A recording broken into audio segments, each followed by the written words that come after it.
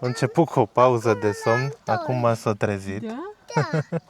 Și începe să povestească, că așa face el când se trezește, după ce doarme un pic și doarme bine, are toate poveștile din lume.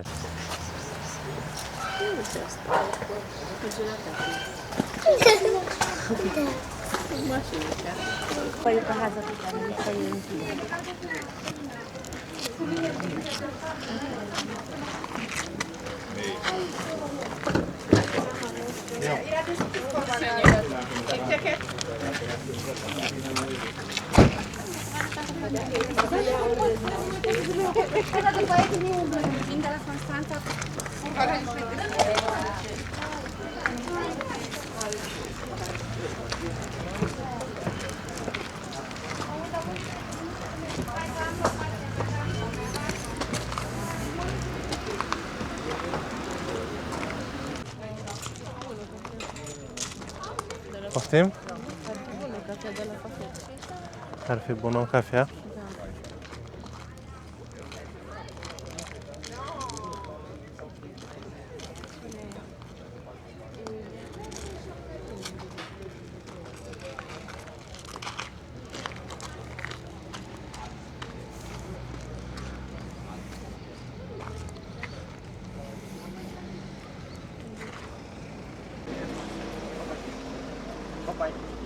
Deci e o mică capelă.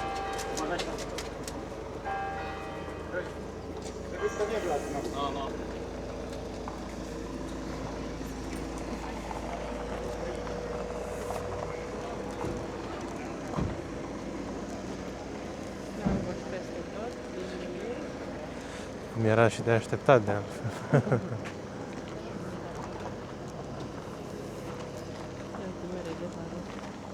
Aha.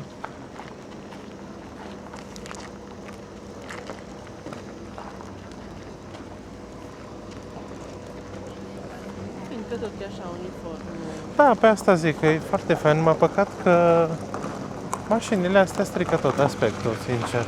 Dacă erau niște mașini mai vintage,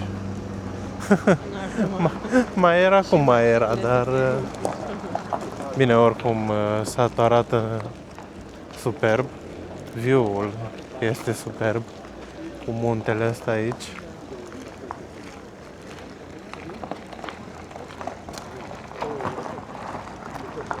După asta vreau să mergem și la Viscri, bine nu azi. La Viscri? Da. A, păi da, dar Viscri e un pic mai departe. Îți dai seama că acolo e și mai fain.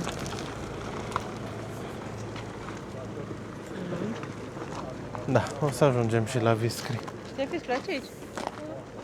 Ai văzut cum se vede muntele de frumos? Și aici frumos e. Ai vrea să mergem acolo până sus? Da. Ai vrea să mergem sus pe munte, Ștefi? Da. Wow!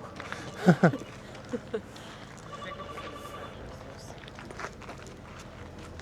mai sunt oameni.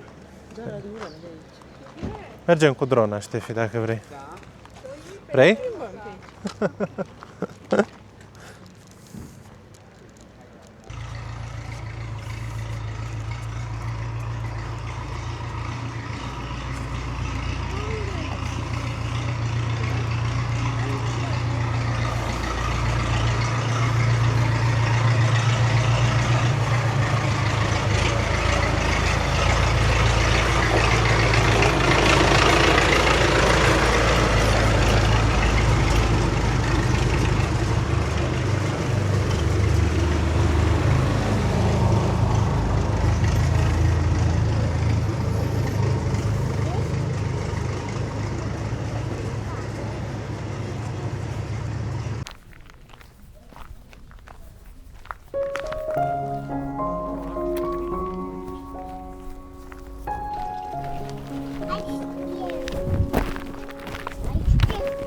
Aici scrie, apa nu este potabilă. Aici ce scrie? La fel de la negru. Aia scrie. Aici ce scrie? Tot la fel. Apa nu este potabilă, adică nu e bună de băut. Hai. Hai să vedem ce mai găsim, ce mai vedem, unde mai mergem. Hai. Ia să faci. Poate. Dar asta cred eu. Așa crezi tu? Acolo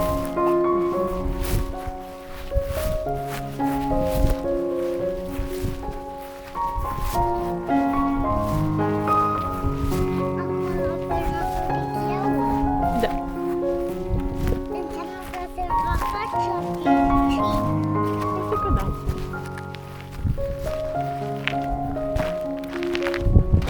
da oare că Uite.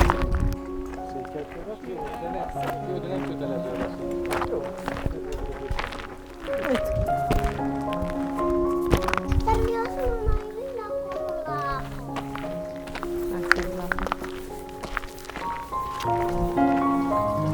De ce nu-i bună de băut? Nu știu, acolo, pe partea cealaltă, că apa nu este bună de băut.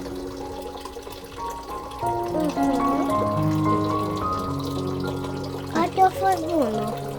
A fost bună. Da, poate a fost bună, haide. Dar cât o se tornă acolo? Tot timpul, e ca o fântână. Nu, simtă.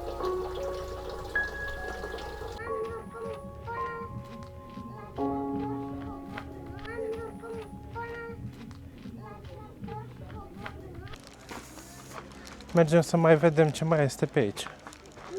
Am văzut o stradă destul de interesantă. Ștefan deja el vrea să mergem la picnic, pentru că așa am spus de acasă că o să mergem și o să facem picnic.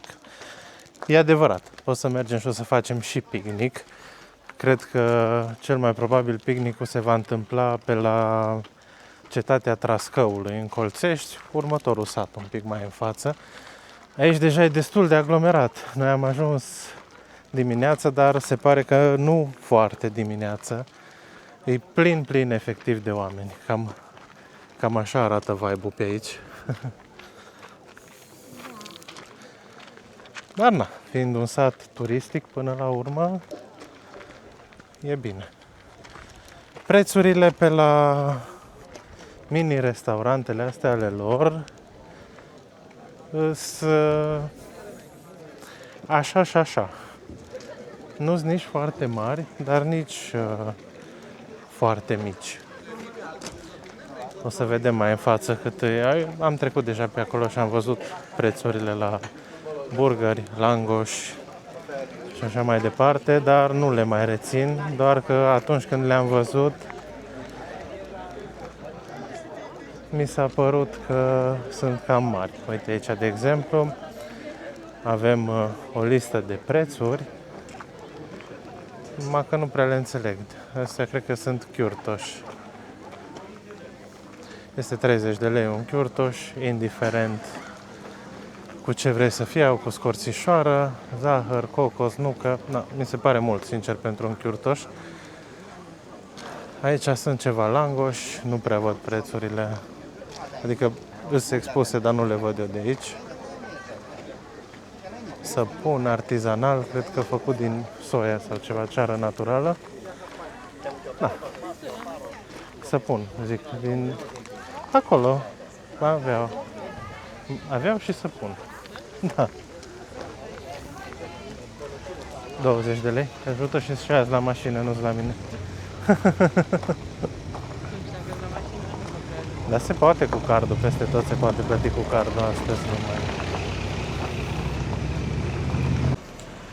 Deci odată ce ajungeți aici, trebuie să vă pregătiți bine, pentru că satul este mega turistic.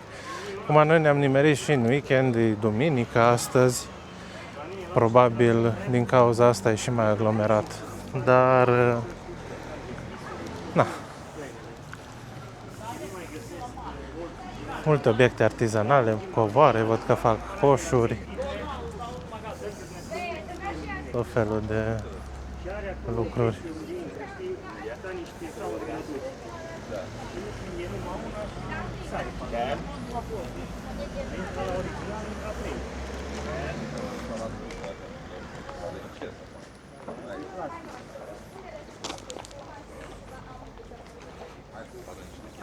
Are unul cu spumă și unul cu apă.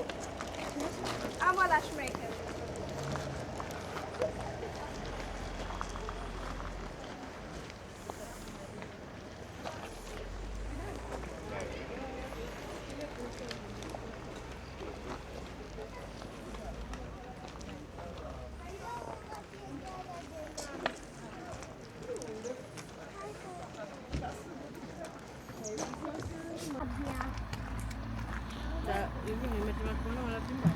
Da, de ce? Ha? Ce? Nu, de ce? Zi. El. Ba Tu nu, aici numai ne plimbăm și în cealaltă parte să mergem la picnic. Deci, aici ar fi centrul satului și biserica. Un pic mai în stânga este primăria. Și pe aici te pleacă pe traseu către Piatra Secuiului. Trebuie să știți că odată ce ajungeți aici în Rimetea, dacă aveți nevoie să mergeți la toaletă, toaleta o găsiți la primărie. Este 2 lei accesul de persoane și eu, sincer, nu vă recomand deloc. Nu este hârtie, nu este săpun și pe lângă asta e exagerat de mizerabilă. Trebuie să veniți neapărat cu bani cash pentru că automatul nu dă rest. Iar accesul este 2 lei de persoană. Dacă băgați 5 lei, nu intră 2 persoane, intră tot o persoană. Așa că Ne place să mai poate la restaurantele astea.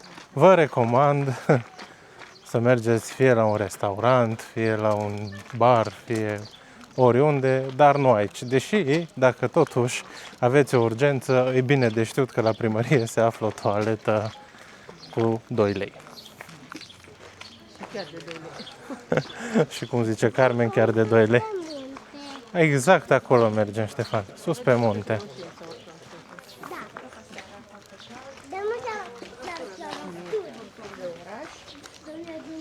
În schimb, satul, da, satul este curat, amenajat, nu ai ce să bagi de vină. Merită să vii cel puțin o dată să vizitezi satul ăsta, iar dacă ești pasionat de fotografie, videografie, așa cum sunt eu, ei bine, de aici poți scoate niște cadre cu de-a dreptul interesante. Practic, dacă îți pui un picuț imaginație la contribuție, efectiv, oriunde te uiți, găsești un cadru.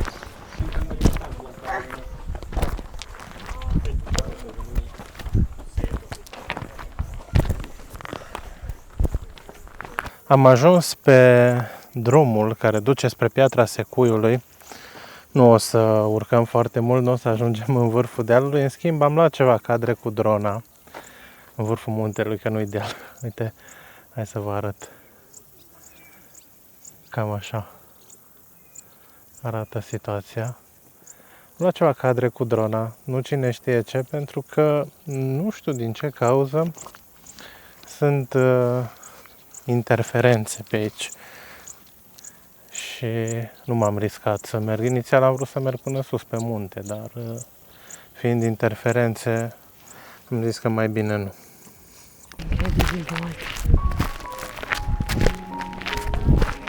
Hmm?